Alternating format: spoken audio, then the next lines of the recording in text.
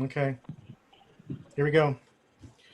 Okay, I'd like to call to order the emergency city council meeting of June 3rd, 2020. Roll call. Mayor Garaventa, Here. Mayor Pro Tem Hawkins, Here. Councilmember Plummer, Here. Councilmember Such, Here. Councilmember Williams. She's here. She's muted, but Yes. we got it. She's here. Okay, item B is public comment. The public may address the council on any item on the emergency session agenda. Speakers are limited to 5 minutes. And the emergency session agenda is a declaration of local emergency and a declaration by the City Council of the City of Sonora to impose a curfew for tonight. Is there anyone like to speak on this item? Oh, Mayor, let me go through the protocol. If you are on a regular phone, press *9 and that will raise your hand so we know you want to speak. If you are participating on a computer, tablet, or smartphone, go under the participant button and then there'll be a button at the bottom of that that says raise your hand. Press that and that will enable us to recognize you to speak. And you can also use the chat function if you would like to use that to ask your question. Okay, is there anyone that would like to speak on this item? Public comment on the emergency session. Okay, seeing none, we will actually go into the two items. We're under item C on the agenda. Emergency session. The first item is declaration of a local emergency, which is Title 8 of the Sonora Municipal Code, Section 8.30.050, and its consultation with Douglas L. White, City Attorney. Mary Rose? I'm going to defer to the city attorney on this one, but it is the proclamation of the local state of emergency in regards to the protests that have been ensuing since about 1 p.m. this afternoon. Okay, Doug? Yeah, and so Mayor and Council, what this is much like COVID-19 is a proclamation of local emergency. It's a little bit more specific in that right now, as it relates to the process, what we're really going to be making findings is that that the protest demonstrations that are occurring and are likely to potentially occur in subsequent days are imposing extraordinary requirements and expense on the city that are well beyond our resources and day-to-day operations. And you take those facts together with the threat of COVID-19 and that this may have to be done over an extended period of time, we're asking you to adopt a local state of emergency to allow us to kind of safely deal with this public safety issue in a sustained and way over a long period of time.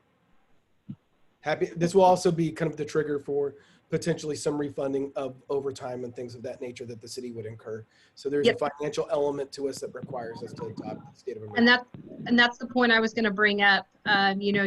We saw quite a bit of mutual aid law enforcement that have been assisting the city of Sonora. The city of Sonora would be responsible for those costs of those assisting agencies.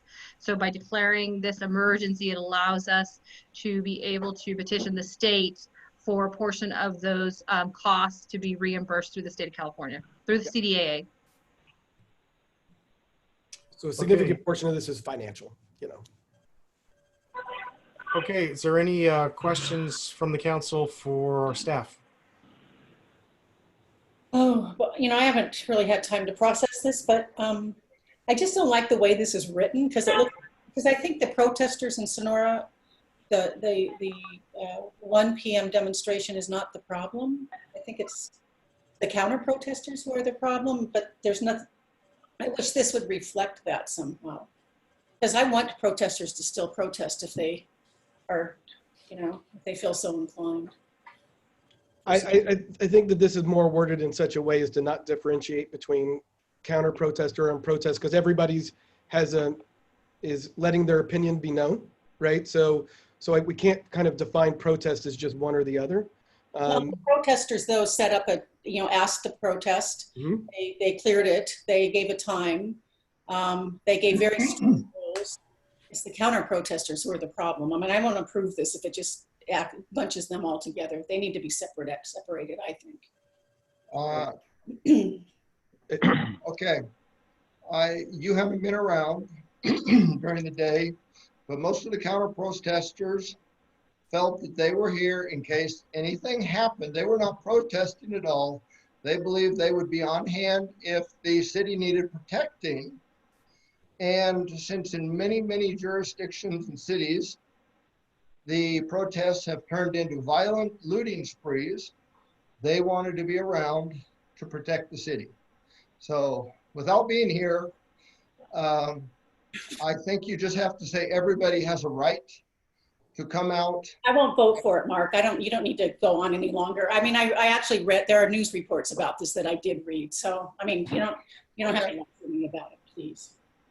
So, I mean, I think the consequence, just so we're all clear, the consequence of not supporting the measure would mean that the city would have to come out of its general fund for all of its mutual aid obligations, as well as, which was fairly significant expense Does today. it have to be a 5-0 vote? Excuse me? Does it have to be a 5-0 vote? It has to be a 4/5 vote, yes. 4-5, okay. So, The costs are substantial. So, hey, yeah. What, Chris? Chris, did you have Yeah, I something was to just say? going to say the costs are substantial. It could be 50, 60,000 in overtime for all the agencies. I don't take any issue with that. I just don't like the way it's written. That's what I'm taking issue with. I support a local state of emergency. I just don't want to, I just don't like the way it's written. And so I won't support it, but everyone else will. I mean, you're going to get the money. so with that, I'm happy to answer any other questions. So how about, so on the last whereas, on the last page, Mhm. first paragraph, it says the efforts required to respond to, mitigate, and recover from the protest demonstrations occurring in the city, blah, blah, blah.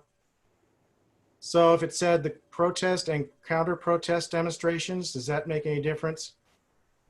Because it puts it on both sides. No, you could, I mean, I don't, I mean. Oh, I'm both not of them are- asking you, Doug. I'm asking. I mean, from a legal standpoint, I think it's inconsequential. I agree, Doug, but I don't like the way that this is written. It's written, the protesters who I think have, the counter protesters were aggressive. I mean, they were interrupting the protesters. I mean, they weren't just being nice guys. I would vote for it if it said protesters and counter protesters. I mean, I agree with that. Yeah, I think we could say from the, Not from a legal standpoint, but from an ethical standpoint. so I would have no problem, Mayor, if the language was changed from the protest and counter protest demonstrations. But it needs to be throughout the document, not just in the last whereas. It's wherever it says protesters. Well, and sometimes it Why don't we just, just go to all groups of protesters? Because they weren't counter protesting, they were also protesting and defending their city. I'm just trying to see where else that would matter, because otherwise it might not make sense. So Yes. is there another one that you're finding, council Yeah. member? On the first page, third whereas, recent protest demonstrations in neighboring cities. You could just leave protest out and make it demonstrations. That's fine. I mean, we don't have to say protest there. I mean, some of the measures that we're taking are in reaction to what's happened in Sacramento and other places. Yep. So we can take out the word protest there. I don't think we would say counter protest because that hasn't been the issue there. Mary Rose, when they gained permission from the city or said it was going to happen, they had originally stated they were only going to be here for half an hour. Was that correct? And I believe the ones that organized the protests did leave after the initial half hour to hour. Yes. It was Okay. the additional protesters that remained. So yes, the ones that, and Drew, please speak out if you're around. But as far as I know, the I'm here if you original, can hear me. I believe And the original protesters were the ones that, the organizers, they did leave. I think the issue is that the original organizers were not those protesters that have stayed. We were here almost the whole time. I mean, you know that, and I believe Jim knows that too. Being here almost the whole time. When the initial protest started, Colette, because I don't think the news stated this, there was a big, what in the world? There was a big group of them that came over carrying American flags and pro-Trump paraphernalia and actually shook the hands of the protesters that were there for the Black Lives Matter movement. And to me, that really showed a lot of solidarity. Of course, it's in no news report, but those were the protesters initially. And then once those particular protesters left, there was a lot of others that were left behind. So, but I'm sure the news media is not going to cover that, and I really wish they would. Metallo.com will, and they didn't cover that. I mean, they would have covered Well, I was standing right there at the corner. I disagree with you. I'm just not going to vilify protesters. Yeah, And I don't think we should vilify any of them. Well, I think the way that it's written, it vilifies who. And that's what's the great thing about our Well, wonderful okay, everybody, one at a time. I'm just saying that's what's great about our country and our First Amendment is that we all have the right to protest. But again, it's protesters, demonstrations, counter protesters, it's all covered under our First Amendment. Well, I thought we had agreed to reword and took the protest out of the third paragraph and then changed the first whereas, the last whereas the first paragraph. And I don't see another reference to protesters. Well, and the second whereas has them, but it's protesters in other communities. I just don't want to vilify protesters. I mean, I think it's the counter protesters that are often the problem. Okay. I need that.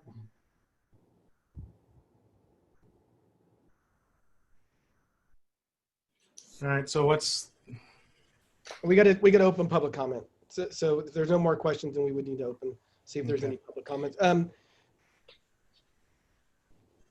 believe Connie's right. Connie did say suggested by safety, but not burn the town down. Say that again, Doug. Say that again. Connie's comments were suggested by safety.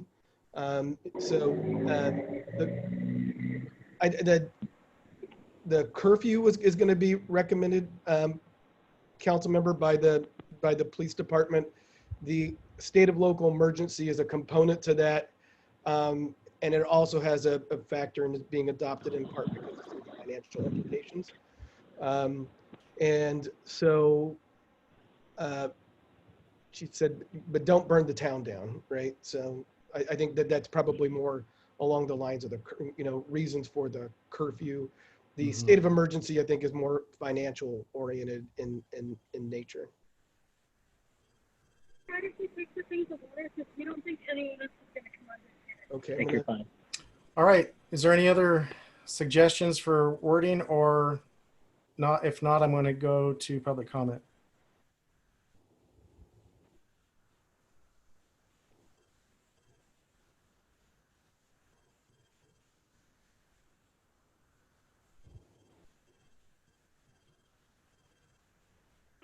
Oh, hello? Yep. Do you have a comment that you'd like to make? Yeah, can someone email me this ordinance like as soon as possible or whatever? It's posted to the website, Alex. Oh, it's posted? Okay. Okay, never mind then. Thanks.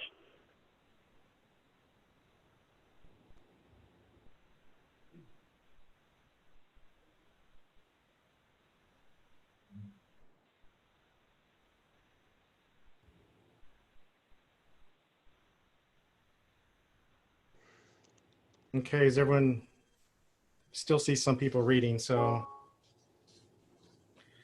I'm going to go ahead and go to public comment. Then we bring it back. What's that? Yeah. I'm going to go ahead to public comment. Is there anyone in the public would like to speak on the declaration of local emergency, state of emergency?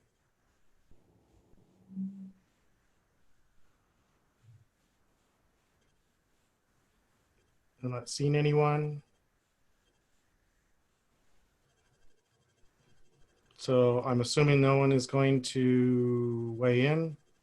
So I'm going to bring it back to the council and close public comment for that particular item.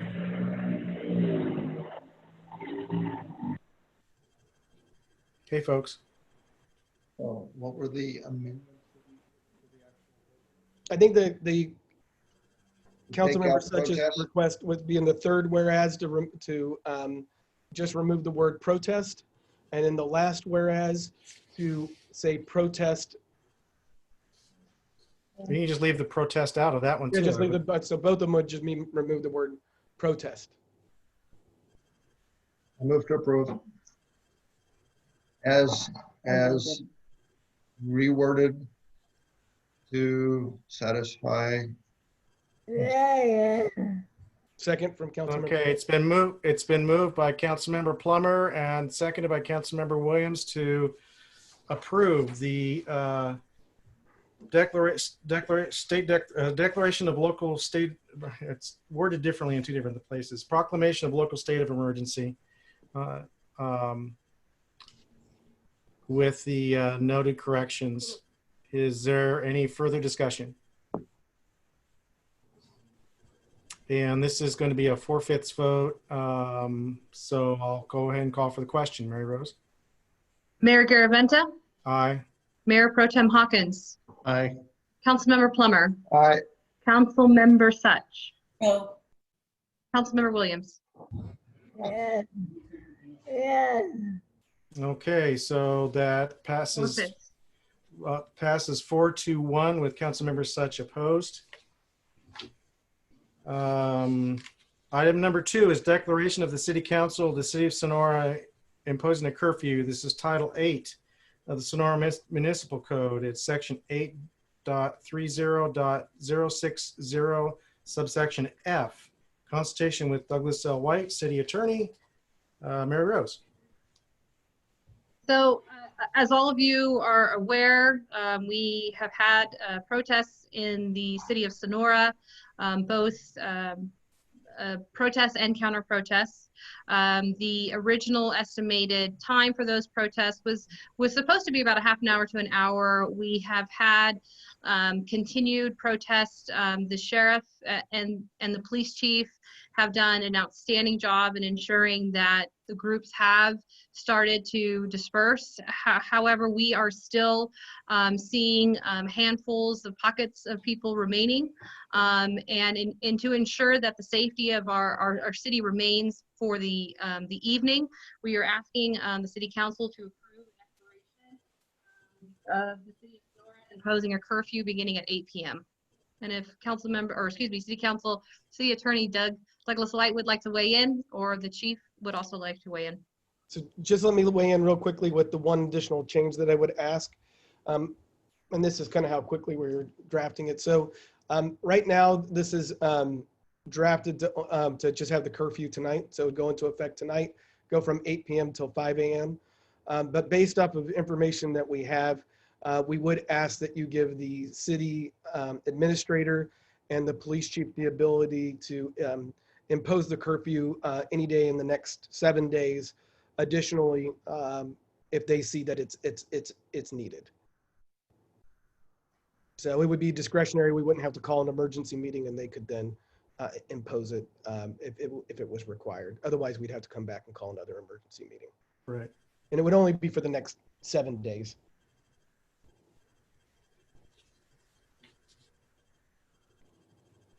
So that would be an amendment to this that I would ask that you adopt with it. Okay, Doug, I don't see where it says that is there's a 7-day cap for that. No, that's the amendment I'm requesting. That's not okay. part of So it. that would be The language never made it in there because they were rushing to get it done, and I said just get it to us, and so I'm just asking for that to be gotcha. part of the motion to adopt, and then we would incorporate it in a written form. And it'd be the police chief and the city administrator. Yeah, both. So both of them would have to agree in order for it to take effect. Okay. All right. Questions, Colette? So I just want to be clear, Doug. It will say this curfew shall take effect on June 3rd, 2020, commencing at 8 p.m. and extending until for the next 7 days? Is that what it? Is Oh, that- until 5 a.m. until the next following day, or any day under the next, over the next 7 days, where Okay. the city administrator and police chief decide that it needs to be in effect. All And I right. say that because there's some, particularly on Saturday, there's supposed to be some national protests, and our ability to get mutual aid on those days is probably going to be somewhat limited. And so I don't want to have to call an emergency meeting if we just don't have the resources to. Is Okay. the police chief, is Taru, Police Chief Vanderwill, is he on and willing to speak to this? Yes, can you hear me? Yes. Yes. Can you hear me? Yes. Yes. So obviously there's a major resource issue, and I'll just kind of speak to it a little bit just to kind of clear things up. There was agitation on both sides today, and there was absolutely good stuff seen from both sides today. We got most folks to agree to leave and disperse, and it's pretty cleared out now. We do have some elements downtown. My concern is naturally when it gets dark, if people show back up, that's when we see a lot of looting, we see a lot of vandalism, we see fires, and we need a reason to be able to send people home if we start seeing elements develop within the city, which would otherwise be lawful assemblies. So lawful assemblies at night kind of scare me based on what we've been seeing, one across the country and also here in the state of California. And our neighbors down the street in Oakdale, they had a similar thing today. Everybody went home, everybody showed back up, and they actually had some use of force deployments from the law enforcement. I believe there was some citizens or somebody was even stabbed. So it turned bad after people left. So just as a precautionary measure, I would certainly think this is appropriate to have in place. And as far as enforcement of it, it would be, I would like to see it as discretionary on my part to even start enacting it if we start seeing elements and we're not looking at just people at the bars, people going from restaurant to restaurant. We're looking for elements of people popping up that have no other business but to possibly cause crime or start up another protest, which start up agitation and get counter protests going again. So any questions of me? Questions for staff? Okay, don't see any. Okay, I believe I know the answer, but I think for the public and other people interested, it would be my impression is that in the use of discretionary enforcement, that we would not be asking our businesses to close at 8. We would allow our restaurants to stay open and people to patronize them. It is just that if we start having problems, that law enforcement will have a tool with which to compel people to leave. Is that correct? If you're asking me that Yes, question, sir. yes, absolutely. Okay. Thank you very much, Taruk. So if we have a curfew, we have some discretion involved, but we have a curfew. So I'm sorry, say that again, Doug. if we have a curfew that people can't be out in public, then that means that we have a curfew where people can't be out in public. Okay, We so can't I'm hearing different- two different things, and I'm hearing Doug say one thing, I'm hearing Teresa say another thing. We can't differentiate between where we can't, from a legal standpoint, we can't say you can be in a restaurant, but you can't be here or there. So Most curfews, go ahead. curfew is a last resort. So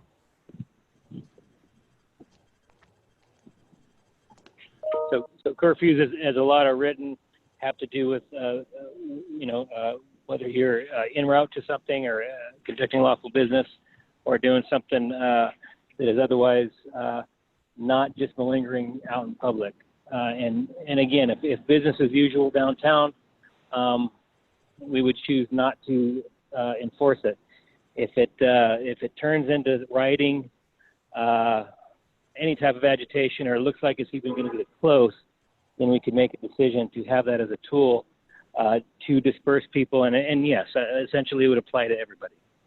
But at this point, if it's passed, business as usual, we don't need to use it. And that's what I meant by earlier by it would be enforced as a discretionary measure if things look like they're starting to heat up or elements are popping up to where it might be necessary to enforce. Thank you very much, Drew. That's clarification. Well, that's clarification on his perspective. Does Doug agree with that? I think that we're saying the same thing. There are reasons that people can be out, but unless you have very specific reasons to be out, then under a curfew you can't, and we can't differentiate, we can't be selective in the way that we impose it. So it is true if somebody's like protecting their business or something like that, then that's one thing. But a curfew is a curfew. It means you can't be out. Mhm. At least without a really good reason. That's clear as mud. Mark? Doug, does that mean that, well, if we pass this and Taru chooses to use it at his discretion, I guess the question is, at 8 o'clock, do we have to be going out, or at 7, do we need to go out and tell businesses, you have to close at 8? Or can we leave it open-ended until it is put in force and then tell businesses they need to shut their doors and send people home? One of the things that people do when there's curfews is they usually take loudspeakers and they announce that there's a curfew that's in place, and then people have to go home. I mean, I could tell you as a business owner in Sacramento, when the curfew was put in place, I couldn't go to my place of business. I mean, I live right down the street from where stuff was going on, and as you guys know, my office is a block away from where all the protests were happening. So I was not allowed to go into my office.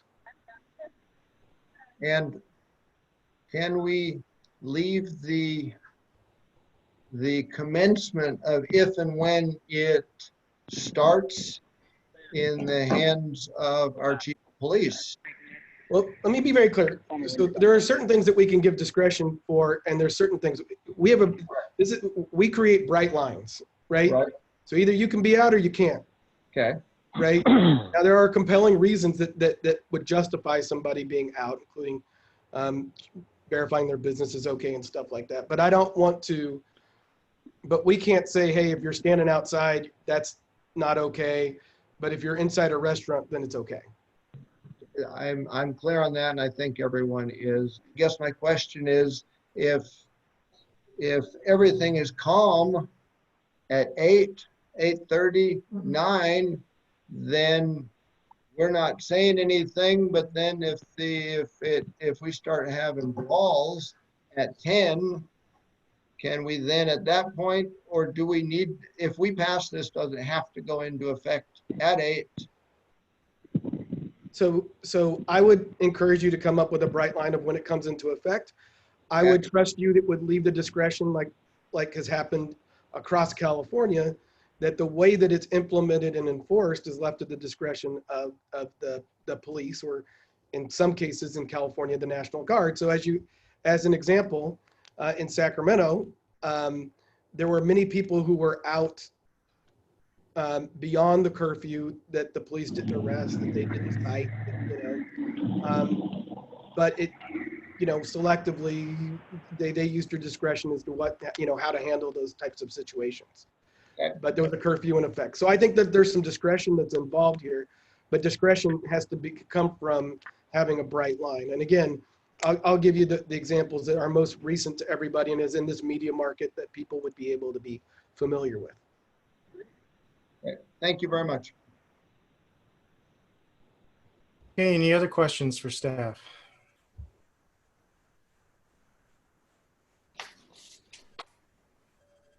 Okay, seeing none, we'll move on to public comment. Is there any public comment on this item, on the discussion of the imposing a curfew?